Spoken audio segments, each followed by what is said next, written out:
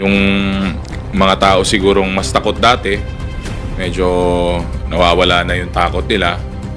At yun nga, yung iba naman na kinakain na ng konsensya, syempre gusto rin nila na mabawasan na yung iniisip nila. Dahil sabi ko nga, this is a story of justice. Gusto kong maintindihan ng ating mga kababayan na itong pangyayaring ito, hindi po natin ginigipit si dating Pangulong Duterte. Sinisingil lang po siya ng taong bayan. Sinisingil po siya sa mga pangyayaring nangyari na bilang Pangulo ay dapat napigilan niya at hindi niya inutusan. Ay itong mga di umanong pagpatay ng mga EJK victims. Ito na nga, mga bayarang kongresista nagpalabas ng pahayag para mas lalong magalit ang taong bayan sa kanila. Pero bago ang lahat, maaari kayong mag-subscribe para maging updated sa mga issue at bagong mga balita. Humarap nga sa isang presko ng mga bayarang kongresista na sina Raul Banglaon, Paulo Ortega at Jude Asedre na matatandaang kumakalaban rin sa mga Duterte. Ayon pa sa mga kongresista, ay tama lang ang pag-aresto sa dating Pangulo upang pagbayaran nito ang mga biktima ng kanyang war on drugs. Anong masasabi nyo dito? Paki-comment na lang po sa baba. Narito ang buong detalye. Can you just elaborate po yung statement? And yun nga, don't you think, Kongs, masyado pong na-highlight si dating Pangulong Duterte sa pagkaka-aresto niya due to the ICC case? And kahit ang daming mga rally, ang daming ding mga interview ng mga families ng EJK victims, parang hindi sila masyadong nabibigyang pansin. Ano pong nakikita nyong rason dito at yun yung elaboration po ng statement? Well, palagi natin sinasabi, no, we've been consistently repeating it. Itong nangyari kahapon, ang pag-aresto kay dating Pangulong Duterte ay hindi ho, itong pangyayaring ito hindi ho dahil kay, sana ito natin yung pansin natin, hindi kay Presidente Duterte, kung dun sa mga biktima ng AJK. Napakarami po nila. Nung nagsimula po yung trial, nagsimula po yung Quadcom hearings, no. Nagkaroon ako ng pagkakataong makausap ang marami sa kanila. And many of them are children. You have Kian De Los Santos, hindi ako nagkakamali, was only 17 years old, grade 11, taga Caloocan. Meron si Carlo Angelo Ernais, valedictorian nung high school, 19 years old, nag-aaral sa UP. Ang ginawa sa kanya, nawala siya, bibili lang sana ng merienda, pero nakita after 10 days, if hindi ako nagkakamali, ang sabi ng police, dinakip siya dahil sinubukan niyang i-hold up yung isang taxi driver. Nandun si Reynaldo Colot de Guzman, 14 years old, taga Nueva Ecija. Nandun si Danica May Garcia, 5 years old, taga Dagupan. Nandun si Althea Barbon, 4 years old, taga Negros. Si Skylar Abatay, 4 years old, taga Cebu. Yung taga Cebu, nasa likod lang siya ng motor ng tatay niya. Si Maika Ulpina, 3 years old. 3 years old. Pinakabata sigurong AJK victims. I think habang nangyayari ho kahapon, habang iniisip natin, habang minomonitor natin yung nangyayari, alam mo, sa totoo lang, yun yung pabalik-balik sa isip ko, yung mga victims. Katulad niya nung sinabi nung isang nanay, isang victim, sabi niya, sinasabi nila na we surrender daw our sovereignty sa pagka-aresto ni former President Duterte dahil sa ICC warrant. Pero hindi ba mas nakakalungkot na kailangang isang korte sa labas ng bansa pa ang mag-utos para magkaroon ng hustisya yung mga AJK victim? Hindi ba nakakalungkot yon? Kaya nga iniiwasan ko yung word na Thanksgiving o celebration Kasi sa totoo lang itong mga panahon na to dapat simulan natin yung paghihilom, lalong-lalo na sa AJK victims. I think we owe it to them to make sure na simulan na yung healing But that healing will come only through one thing, through justice. At itong ginagawa ho nating exercise, lalong-lalo na sa yung trial sa ICC ay kasama po doon sa paghilom, ang paghahanap po ng katarungan at pagbibigay pananagutan sa taong posible dumeno nagsimula at nagutos ng mga pangyayaring ito. Saka siguro magandang isipin din natin, saka alalahanin, dapat hindi makalimutan ng taong bayan itong mga biktima ng AJK, itong mga taong namatay ng walang rason, pinagbababansagan sila na collateral damage lang. This is a story of justice. Kwento po ito ng hustisya, itong mga nangyayari ngayon. But this story is not yet over. And ang kasiguraduhan lang po ay hindi po natutulog ang hustisya, saka hindi po natutulog ang Diyos. And I think si Attorney Bongalon can also answer this, and also other congressman pwede rin po. Sabi kasi ni Attorney Panelo, illegal yung pagkakadetain kay former President Duterte. Di ba kahapon ang tagal din bago po siya naibiyahe? Kasi wala naman daw warrant from any Philippine court, at yung authority ng ICC should not be recognized dahil nga hindi na tayo member. Any thoughts po? Okay. So, well, on that aspect, again, we have to remember that the effectivity of the withdrawal of the Philippine government under the Rome Statute took effect last March of 2019. But the case was filed prior to its withdrawal. In other words, the International Criminal Court has already acquired jurisdiction over it. The investigation has already started, and the issuance of the warrant is legal and valid pursuant to the international rules. So having said that, the issuance of the warrant was of course issued, and it was coordinated with the Interpol, of which wherein the Philippine government is a party. And being a party, we have the obligation and we are duty-bound to have this warrant of arrest be implemented. And that is why the warrant, as issued hours before the arrival of former President Duterte in the Philippines, in other words, natanggap na po ng gobyerno yung tinatawag na warrant of arrest. And wala tayong magagawa but to implement and effect the warrant. So yung sinasabi naman na illegal arrest or in detention, I would like to inform Attorney Panelo of the provisions under the Rules of Court, which states that, basahin natin. Sinasabi is that when making an arrest by virtue of a warrant, the arresting officer must inform the person to be arrested of the cause of the arrest and the fact that a warrant has been issued. Ibig sabihin, the officer is not required to have the warrant in their possession at the time of the arrest. And sinasabi pa po dito, and if the person arrested requests to see the warrant, it must be shown to them as soon as practicable. These rules, or particular rule under the Rules of Court, was of course upheld and reiterated in a jurisprudence case decided by the Supreme Court, wherein the Supreme Court emphasized that the constitutional requirement to inform the person of the reason for the arrest and the exercise and the existence of a warrant must be observed. However, the physical presentation of the warrant can be deferred if circumstances make it impractical at the time of the arrest. We have to be clear on this. A warrant has already been issued. The warrant is digital. It was sent online. So, as to the existence of a warrant, the warrant is existing. It was coursed through to the proper channels.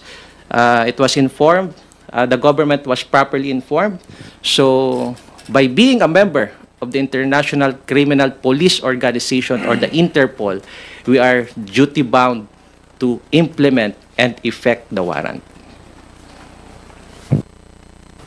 If I may add, no, I think the jurisdiction of the ICC, despite our withdrawal from the Rome Statute, has been affirmed already by the Supreme Court, especially in the ruling in Pangilinan versus Cayetano. No? Sinabi na despite our withdrawal, our obligations remain, especially for cases that has been initiated before the withdrawal took effect in 2019. And that includes this. The cases filed at the ICC against the former president. I think what many are doing, especially on the Duterte camp, no, are trying to confuse the people with all these technicalities. When what happened yesterday was fair, nakita naman natin, nandun yung warrant, it was served, binasa yung Miranda rights, and then he was taken in custody, and then proper medical attention was given, and then the country is duty bound to deliver him to the Interpol, who in turn will deliver the former president to the Hague. I think everything subscribes to the provisions of the rules of the ICC as well as the Rome Statute, and I don't think there's any reason to believe that there was invalidity or that the arrest was illegal. Nagpapapansin lang.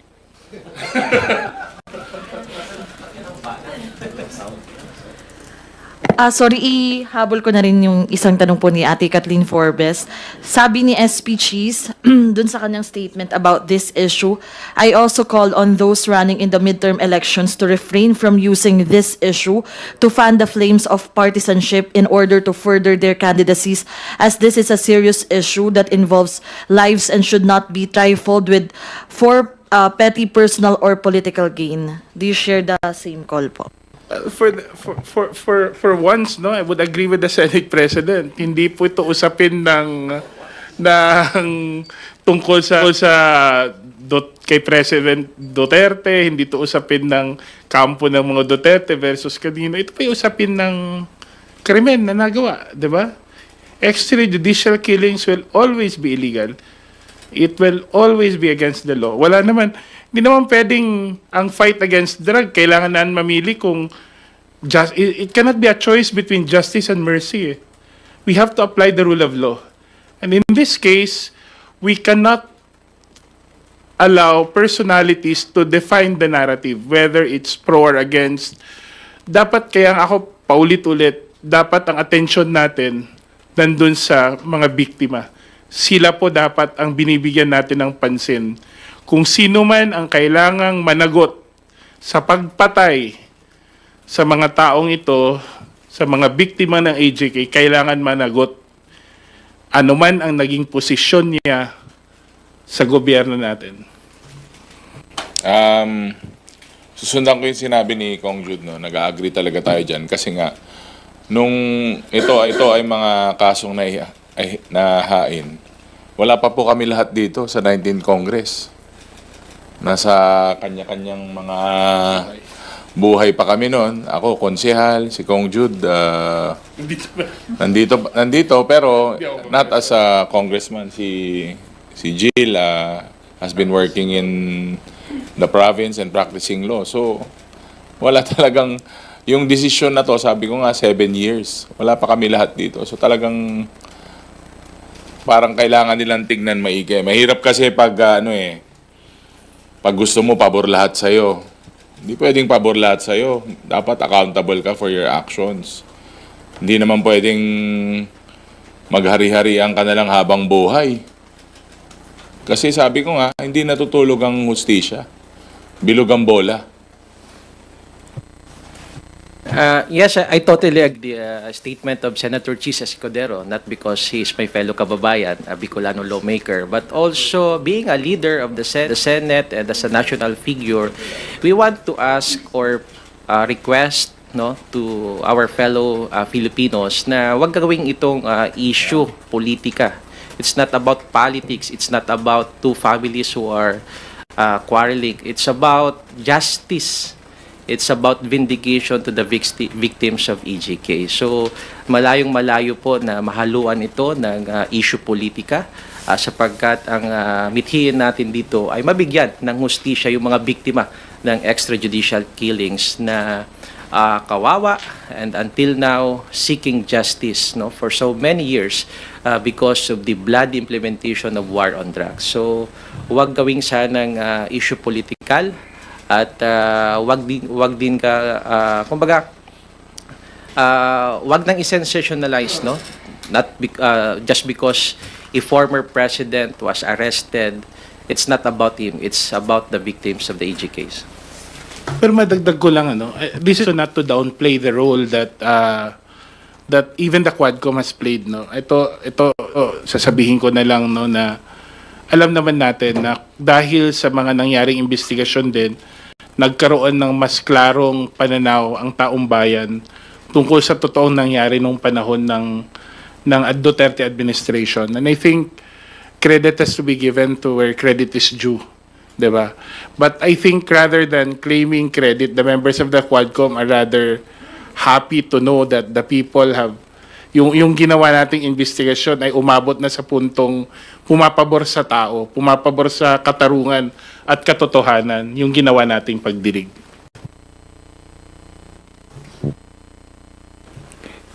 Thank you, Mela. I appeal for patience. Medyo mahaba ang pila. Okay, next questions will come from Gab Lalu of Inquirer online. Hello.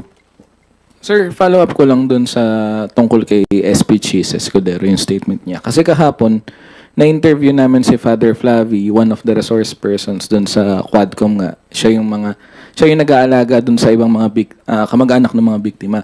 And he believes yung pagkaka-aresto kay former President Duterte has connections to the election kasi yung mga kaalyado niya tumatakbo pa rin sa 2025 midterm elections. What do you think of that, sir? Parang sa kanila, election issue pa rin talaga siya. I think ang mga bagay katulad ng katarungan, pananagutan, accountability, transparency, those are valid election issues, no. I think regardless of the personalities involved, kailangan naman talaga tignan natin kung sino yung totoong may pagmamalasakit, totoong may pagsunod sa rule of law. Yun naman yung mga pamantayan na kailangan nating sundin sa pagpili ng susunod na leader. But whether or not the exact issue at hand, no, itong pag-aresto ay konektado sa election, I think everybody is entitled to their own interpretation of things. But I don't want to invalidate the observation by saying na hindi to election issue. I think this should be an election issue for the main reason na issues like transparency, accountability, rule of law should be part of the standards kung paano tayo pipili ng susunod na leader ng ating bansa. Sir, another question po. Ngayon pong nasa custody din ng ICC si former President Duterte, do you think more witnesses would come out or even people directly involved in extrajudicial killings? Do you think they would now have the courage to speak out or testify against the former president and his allies? Sigurado yun na mas lalong may mga taong magka-come forward. Saka yung mga tao sigurong mas takot dati, medyo nawawala na yung takot nila. At yun nga, yung iba naman na kinakain na ng konsensya, syempre gusto rin nila na mabawasan na yung iniisip nila. Dahil sabi ko nga, this is a story of justice. At ang lahat ng kwento kailangan may katapusan. We have to finish the story. And therefore, sabi ko nga, ang bida dito ang dapat makakamit ng hustisya yung mga biktima po, saka yung mga nakita po natin na pamilya nila. Yeah, I totally agree, no. If we really observe what happened, closer. Yeah. If we really observe, no, what happened during the past administration, there was no thorough and comprehensive investigation about the EGK, and in fact, one of the actions taken by the House of Representatives is the investigation about the EJK, the drugs, the POGO, and other controversies. So with that investigation, it served as a platform, no, for persons to really enlighten regarding the implementation of the bloody war on drugs. So in fact, the likes of Colonel Espinido appeared and testified before the investigation. So with this development, I guess people will have courage, no, to testify and speak what they know about this bloody war on drugs, and especially on the part of the victims, of the families of the victims, probably, and I expect that people will come out and speak their grievances. Gusto kong maintindihan ng ating mga kababayan na itong pangyayaring ito, hindi po natin ginigipit si dating Pangulong Duterte.